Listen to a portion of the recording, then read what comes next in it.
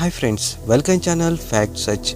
तो दोस्तों, नागपंचमी पर करें इस पौराणिक कथा का पाठ, मिलेगा नाग देवता का आशीर्वाद। जी हाँ, सनातन धर्म में नागपंचमी का पर्व बेहद विशेष माना गया है। इस दिन व्रत रखने वाले भक्तों के कथा पाठ अवश्य करना चाहिए। दोस्तों, सावन मास की शुक्ल पंचमी तिथि सनातन धर्म में बहुत विशेष मानी गई है। इस दिन भारत में नागपंचमी का पर्व धूमधाम से मनाया जाता है। नागपंचमी के दिन शिव मंदिर में भक्तों की भारी जमावड़ा लगता है। माना जाता है कि इस दिन भक्तों को भगवान शिव, नागदेव और 12 नागों की पूजा अवश्य करनी चाहिए। नागपंचमी व्रत रखने वालों को भक्तों को विशेष फल की प्राप्ति होती है। कहा जाता है कि नागपंचमी का व्रत रखने से भक्तों की हर मनोकामना पूरी होती है। नागपंचमी की पूजा के साथ भक्तों को कथा का पाठ अवश्य करना चाहिए।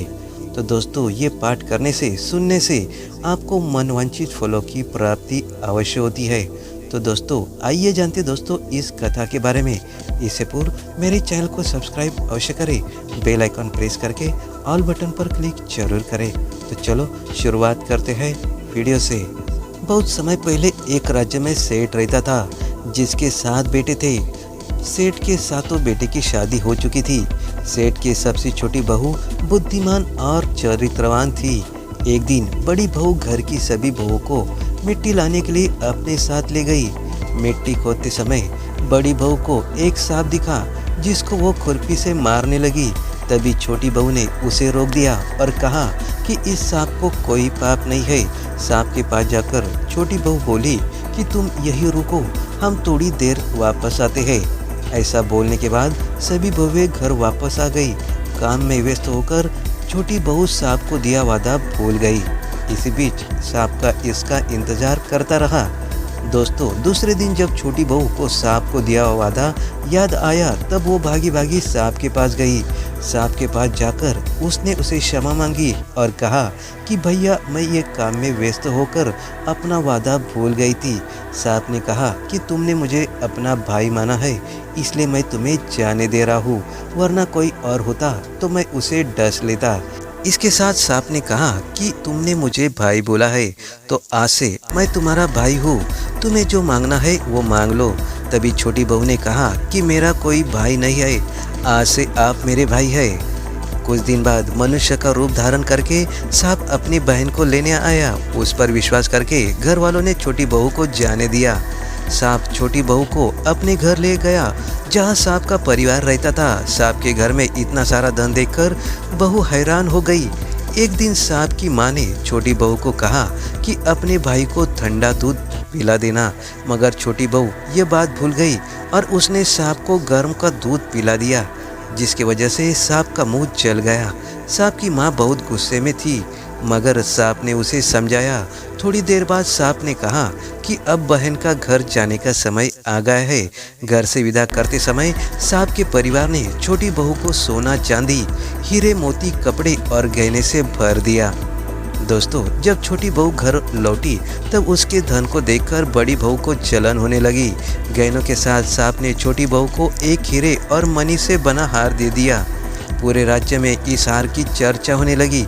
जब रानी को पता चला, तब उसने ये हार मंगवाया। छोटी बहू को ये पसंद नहीं आया और उसने सांप को बुलाकर सारी बात बता दी। छोटी बहू ने भाई से आग्रह किया कि वो कुछ ऐसा करे जिससे यह हार छोटी बहू के गले में हार बन जाए और दूसरों के गले में सांप। बहन की बात मानकर भाई ने भी ऐसा ही किया। जब रानी ने यह हार पहना, तब उसके गले में हार सांप में बदल गया। रानी चीखने लगी। रानी की चीख सुनकर राजा ने छोटी बहू को लाने का आदेश दिया। जब छोटी बहू राजा और रानी के पास आई, तब उसने बताया कि ये हार उसके गले में हार और दूसरे के गले में सांप बन जाता है। तब राजा ने छोटी बहू को हार पहनाने के लिए कहा। छोटी बहू के गले में जाते ही सांप हार बन गया। ये चमत्कार देखकर राजा बहुत खुश हुआ और उसे धन दौलत देकर भेज दिया। छोटी बहू धन दौलत लेकर घर पहुंची। तब बड़ी बहू ये सब देखकर जलने लगी।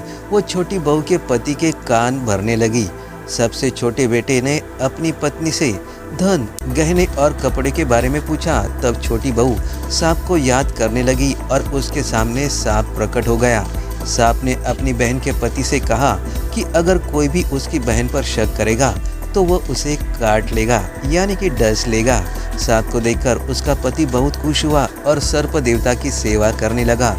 दोस्तों, इस दिन से महिला सांप को अपना भाई मानकर विधि अनुसार पूजा करती है।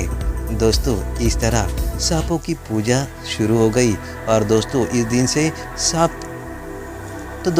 दिन से महिलाएं सांपों की पूजा करती है अपना भाई समझकर। तो दोस्तों, इस तरह ये कहानी है नाग पंचमी की। दोस्तों, आपको वीडियो कैसा लगा? अच्छा लगा हो तो लाइक, शेयर और कमेंट जरूर कीजिएगा और कमेंट बॉक्स में ओम नमः शिवाय अवश्य लिखिएगा। धन्यवाद।